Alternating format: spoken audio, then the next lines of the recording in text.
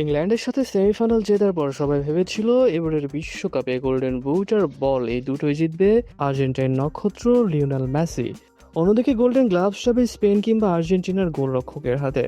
তবে ফাইনালের শেষ বাঁশি বাজতেই সমস্ত হিসেব নিকেশ ওলট পালট করে দিয়ে টুর্নামেন্টের সেরা অর্থাৎ গোল্ডেন বলের পুরস্কারটা গেছে এমন একজনের কাছে যাকে এই টুর্নামেন্টে কেউ গোনাতেই ধরেনি।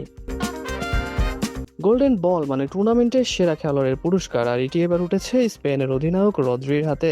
এই নামটা শুনে অনেকে হয়তো ভ্রু কুঁচকাবেন যে আলোচনাতেই ছিল না, যাকে কেউ গোনাতেই ধরেনি সে কিভাবে টুর্নামেন্টের সেরা পুরস্কারটা পায়। তবে একটু সবুর করুন, কেননা রদ্রির গল্পটা শুনলে আপনার শরীরের লোম দাঁড়িয়ে যেতে বাধ্য হবে। মাঝমাঠে দাঁড়িয়ে পুরো টুর্নামেন্ট জুড়ে তিনি যেভাবে দলকে সামলেছেন, রক্ষণকে আগলে রেখেছেন, এটি চারটিখানি কথা নয়।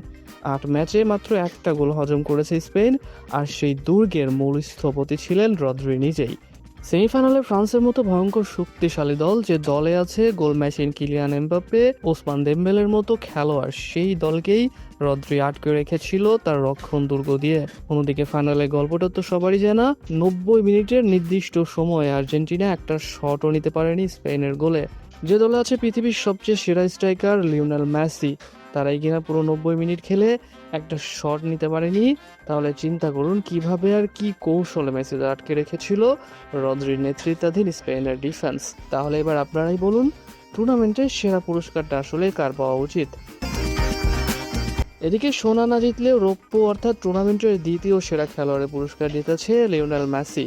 39 বছর বয়সে এসেও মেসি প্রায় একাই টেনে নিয়ে গিয়েছে আর্জেন্টিনাকে ফাইনাল পর্যন্ত, কিন্তু শেষ পর্যন্ত ফাইনালে বাধাটা আর পেরোতে পারেনি।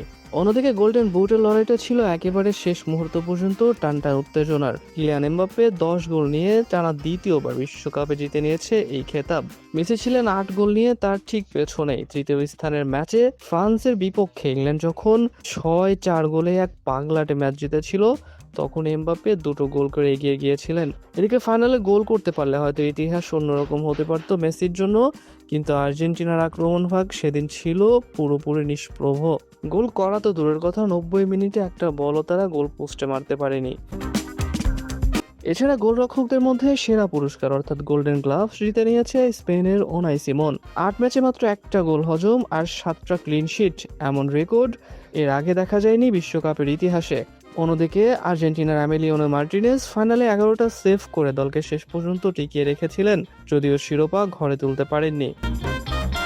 এদিকে সেরা তরুণ খেলোয়াড়ের পুরস্কার গিয়েছে স্পেনের ঘরেই 19 বছর বয়সী পাও কাবাসির হাতে। রক্ষণে তার পরিপক্কতা রীতিমতো অবাক করেছিল সবাইকে।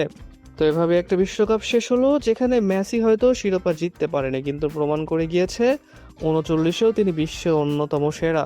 এমবাপ্পে প্রমাণ করেছে তিনি গোল মেশিন, উনাই সিমন প্রমাণ করেছে তাকে ভেদ করে গোল পোস্টে ঢোকার সাধ্য কারণেই। আর স্পেন প্রমাণ করেছে মডার্ন ডে ফুটবলে তারা শুধু খেলতে আসেনি, তারা এসেছে মাঠের ক্যানভাসে ছবি আঁকতে।